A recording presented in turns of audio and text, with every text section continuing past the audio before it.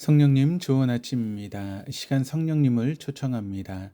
오늘도 내 안에 오셔서 하나님을 기쁘시게 될 것을 소원하게 해주세요. 오늘 말씀을 통해 구체적으로 무엇을 해야 할지를 깨닫게 해주세요. 깨달은 것을 삶 속에서 실천할 수 있도록 도와주세요. 아멘. 오늘 함께 나누실 하나님 말씀은 유다서 1절에서 25절까지 말씀입니다.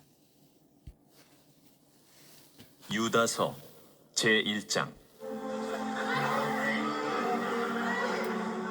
예수 그리스도의 종이요 야고보의 형제인 유다는 부르심을 받은 자 곧 하나님 아버지 안에서 사랑을 얻고 예수 그리스도를 위하여 지키심을 받은 자들에게 편지하노라. 긍휼과 평강과 사랑이 너희에게 더욱 많을지어다. 사랑하는 자들아, 우리가 일반으로 받은 구원에 관하여 내가 너희에게 편지하려는 생각이 간절하던 차에 성도에게 단번에 주신 믿음의 도를 위하여 힘써 싸우라는 편지로 너희를 권하여야 할 필요를 느꼈노니 이는 가만히 들어온 사람 몇이 있음이라. 그들은 옛적부터 이 판결을 받기로 미리 기록된 자니 경건하지 아니하여 우리 하나님의 은혜를 도리어 방탕한 것으로 바꾸고 홀로 하나이신 주제 곧 우리 주 예수 그리스도를 부인하는 자니라. 너희가 본래 모든 사실을 알고 있으나 내가 너희로 다시 생각나게 하고자 하노라.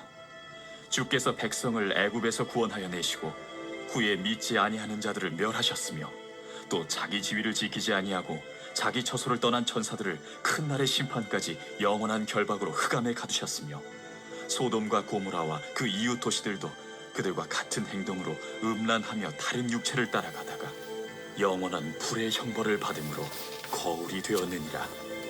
그러한데 꿈꾸는 이 사람들도 그와 같이 육체를 더럽히며 권위를 업신여기며 영광을 비방하는도다. 천사장 미가엘이 모세의 시체에 관하여 마귀와 다투어 변론할 때에 감히 비방하는 판결을 내리지 못하고 다만 말하되 주께서 너를 꾸짖으시기를 원하노라. 하였거늘 이 사람들은 무엇이든지 그 알지 못하는 것을 비방하는도다.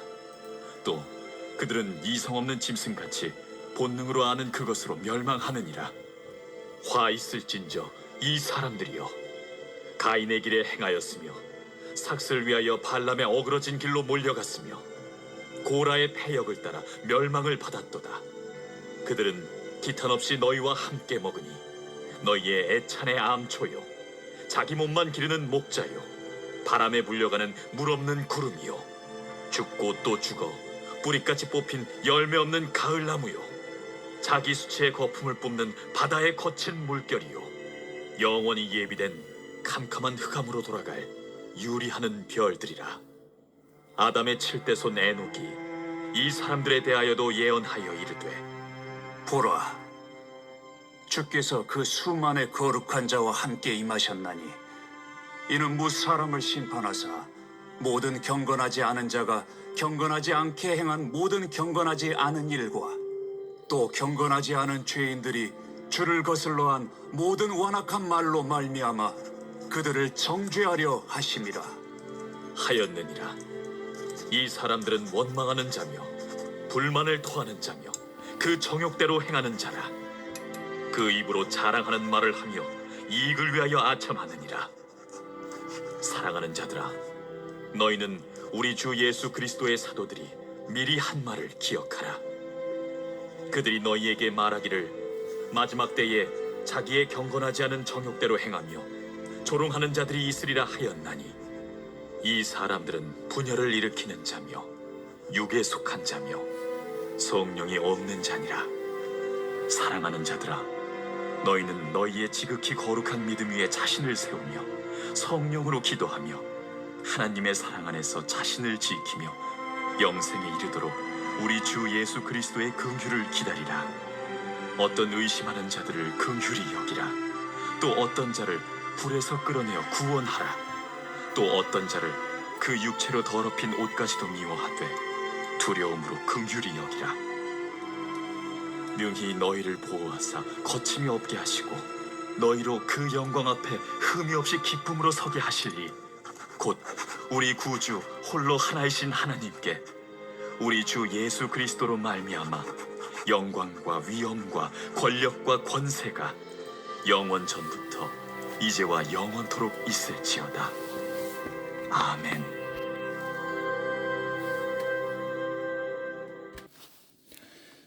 유다서는 서신의 형식을 보이면서 어떤 설교나 교훈집의 성격을 가지고 있습니다.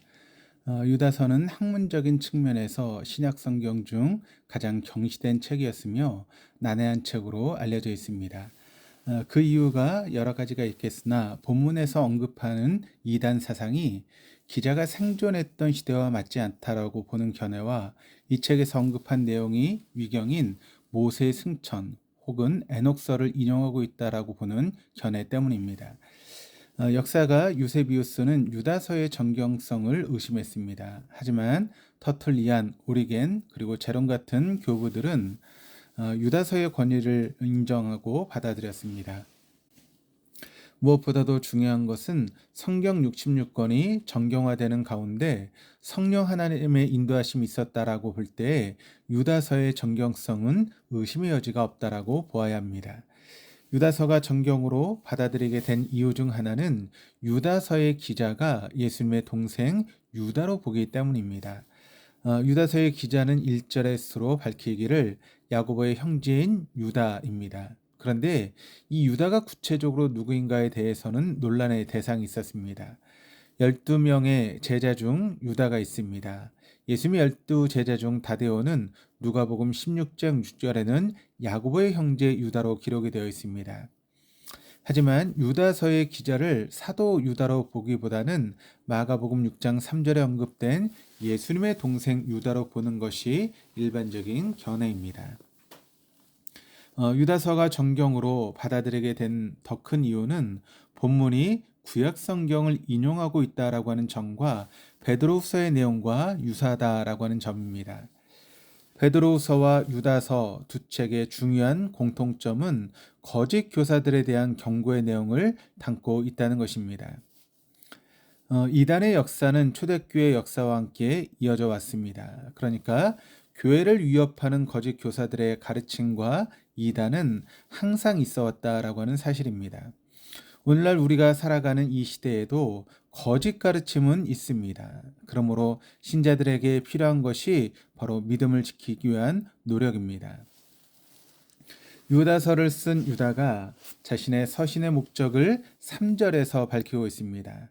유다가 편지하라는 생각이 간절했던 이유와 그가 교회 신자들을 권해야 될 필요성을 느낀 이유는 바로 거짓 교사가 교회를 혼돈하게 하는 가운데서 믿음을 지키기 위함입니다. 그래서 유다는 3절에서 믿음의 도를 위하여 힘써 싸우라고 말씀합니다. 이는 믿음을 지킨다라고 하는 것은 쉬운 일이 아님을 반증하고 있습니다. 신자는 거짓 가르침에 대한 적극적인 자세로 대응이 필요합니다. 건강한 교회, 말씀 위에 든든히 서 있는 교회에 출석하는 교인이라면 거짓 가르침에 대해서 안전하다라고 생각하게 될 것입니다. 물론 철저히 하나님 말씀을 바로 해석하고 가르치는 교회인 경우는 그렇지 못한 교회보다는 안전하다라고 할 수 있겠습니다만 거짓 가르침은 반드시 신천지나 안산원 증인회처럼 큰 이단 또는 사이비 단체가 드러내놓고 교회에 침투하여 전파되는 것이 결코 아닙니다. 건강한 교회라고 할지라도 가만히 들어온 몇 사람으로 인해 피해를 볼 수 있습니다. 유다는 4절에 거짓 교사들의 침투를 이는 가만히 들어온 사람 몇이 있음이라라고 표현하고 있습니다. 몰래 교회에 들어온 사람들이 거짓 사상을 퍼뜨립니다. 우리는 이를 경계해야 합니다. 아울러 우리는 거짓 가르침의 원조가 아닐지라도 무의식적으로 그들의 가르침에 영향을 받아 교회에 악영향을 끼치는 전달자 역할을 할 수도 있다라고 하는 사실을 잊지 말아야 합니다. 또한 거짓 가르침이 극단적인 이단이나 사회 단체가 제시하는 사상이 아닐지라도 세상에 만연한 그릇된 사상과 문화가 교회에 가만히 들어오기도 합니다. 교회 안에서 함께 예배드리고 소그룹 모임에 참여하는 교인들과 대화하거나 교제를 해보면 거짓 사상과 가르침에 영향을 받고 있다는 것을 간혹 발견하게 됩니다. 그러므로 우리 신자는 항상 그런 환경 속에서 자신의 믿음이 변질되지 않도록 힘써야 합니다. 이러한 노력이 없이는 건전하고 온전한 신앙생활을 하기란 쉽지 않습니다. 그래서 유다는 믿음의 도를 위하여 힘써 싸우라고 말씀하고 있는 것입니다. 유다서는 거짓 교사나 그들의 가르침에 영향을 받은 자들의 특징에 대해서 말씀해주고 있습니다. 4절 하반절에 경건하지 아니하여 우리 하나님의 은혜를 도리어 방탕한 것으로 바꾸고 홀로 하나이신 주제 곧 우리 주 예수 그리스도를 부인하는 자니라. 또 8절 하반절에 육체를 더럽히며 권위를 업신여기며 영광을 비방하는도다. 또 10절 상반절에 이 사람들은 무엇이든지 그 알지 못하는 것을 비방하는도다. 16절에 이 사람들은 원망하는 자며 불만을 토하는 자며 그 정욕대로 행하는 자라. 그 입으로 자랑하는 말을 하며 이익을 위하여 아첨하느니라. 19절에 이 사람들은 분열을 일으키는 자며 육에 속한 자며 성령이 없는 자니라. 교회를 어지럽게 하는 자들은 경건하지 않습니다. 경건의 모양은 있을지라도 경건의 능력이 없는 사람들입니다. 4절에 하나님의 은혜를 도리어 방탕한 것으로 바꾼다라고 하는 것의 의미는 하나님의 은혜를 강조하면서 방종한다라고 하는 의미입니다. 이런 자들은 도를 넘어 무절제하고 욕망대로 살아가는 오만한 자들입니다. 나아가 8절 말씀처럼 음란하게 육체를 더럽히고 하나님의 권위와 교회의 권위를 업신여기며 하나님의 창조 질서를 무시하는 자들입니다. 이스라엘 백성들이 광야에서 하나님을 원망한 것처럼 조그마한 좋지 않은 일에도 하나님을 원망하고 불평합니다. 그리고 자신을 자랑하고 자신들의 이익을 위하여 교회 안에 돈이 있는 사람들이나 영향력이 있는 사람들에게 아부합니다.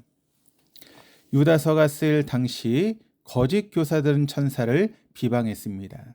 거짓 교사들은 천사들이 하나님의 율법을 전달하고 하나님의 백성을 보호한다라고 하는 사실을 인정하지 않았습니다. 그래서 유다가 천사장 미가엘을 언급하였던 것입니다. 유다는 10절 하반절에 거짓 교사들은 이성이 없는 짐승과 같다라고 하였는데 그 이유는 본능을 아는 것만으로 모든 것을 이해했기 때문입니다. 짐승은 이성이 아닌 본능적으로 행동합니다. 우리 신자는 본능적으로 만물을 이해하지도 않고 행동하지도 않습니다. 인간이라면 이성에 맞는 행동을 해야 합니다. 나아가 신자라면 성령님의 도우심으로 모든 세계를 이해해야 합니다. 신자는 영적인 존재이므로 영적인 세계를 믿고 천사의 존재를 믿습니다. 거짓 교사와 그들의 가르침에 지배를 받는 사람들과 신자들과의 차이점은 성령에 있고 없음의 차이입니다. 19절에 교회를 어지럽히게 하는 자들은 분열을 일으킨 자며 육에 속한 자며 성령이 없는 자라고 말씀하고 있습니다. 이런 자들이 교회에 소리 없이 들어와 사람들을 미혹할 때에 신자들은 넘어가지 않도록 믿음의 도를 위하여 힘써 싸워야 합니다. 유다는 유다서의 후반부 20절에 이와 동일한 맥락으로 말씀을 하고 있습니다. 사랑하는 자들아, 너희는 너희의 지극히 거룩한 믿음 위에 자신을 세우며 성령으로 기도하며. 믿음 위에 자신을 세워야 하는데 그것은 도저히 내 힘으로 감당하기 어렵기에 성령님의 도우심을 의지해야 합니다.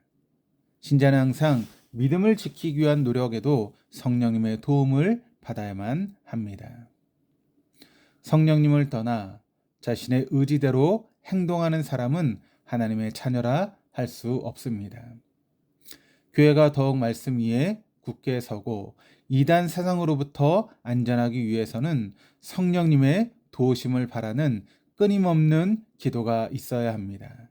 그리하여 지극히 거룩한 믿음 위에 자신을 세우는 자들이 되어야만 합니다.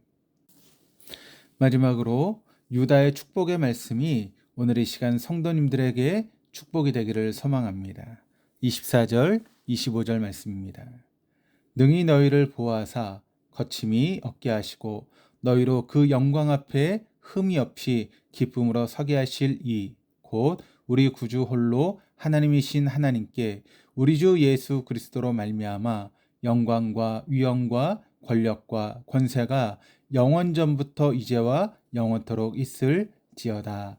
아멘. 기도하시겠습니다.